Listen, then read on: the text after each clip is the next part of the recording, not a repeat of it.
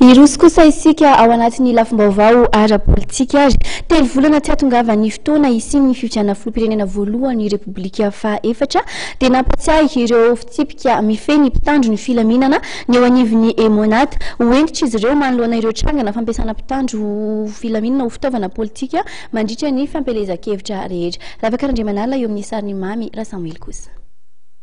Hoentitra ny eo anivon'ny Emonat manoloana andreo mpitandro filaminana izay mikasa hiara-iasa amin'ireo mpanao politika ivelan'ny asa na mpandreketina azy mandritra ny fifidianana ho tanterahana eto amin'ny firenena araka ny fantatra androany nandritra ny valandresaka ho an'ny mpampalala vaovao. Efa nisy ny naoty manokana nalefa ho an'ireo mpitandro filaminana manerana ny nosy izay nampatsiahivana fa voararan'ny lalàna amin'ny fe manokana amin'ny mpitandro filaminana ny fanaovana politika sy ny fakana fiandaniana ara-politika ary ny sazy dia mety afara ny fampiakarana ny raharaha eo anivon'ny fitsarana ary miaramila. Fa ny polisy zany voalaza ao anatin'ny code de conduite izay nenay any amin'ny catalogue de punition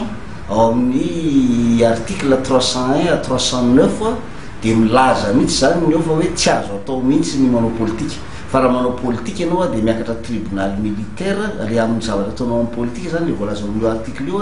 dia tokony voaroaka amin'le folo alin-dahy mihitsy ianao raha manao ka ampatsiahivina zany ny mpitandro firenena hoe aza manaika anao an'izany tsontsika fa tsika zao fa mba miverina amin'ny tanany maizy atsika manomboka manaja ny etika sy ny déontologie atsika itsika fa le olona mpampiasa zay autorité politique tsy mahazo am'izay fa efa omena garde de corps izy mena sécurité izy amin'ny président institution membre institution anazy dia anao propagande izy anao amitiny politique izy dia hoentiny reo olona reo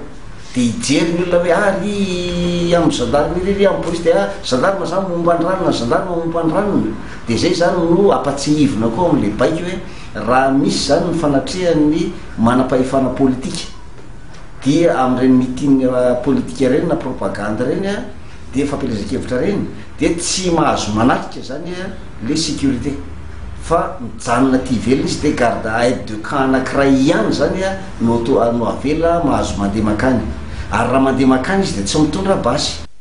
Ireo miaramila voahiraka anao asa eo anivon'ny androm-panjakana sy olom-panjakana dia voakasika ity naoty navoaka ity ihany koa. Koa raha minimiditra ny fiandaniana ara-politika izy ireo dia ho raisina avy hatrany ny fepetra ny famerenana azy ireo eo anivon'ny tompony engany. Anamafy ny fanaraha-mason'ny tompona andraikitra mba tsy hisian'ny mpitandro filaminana laim-panahy amin'izay fakana fiandaniana ara-politika izay.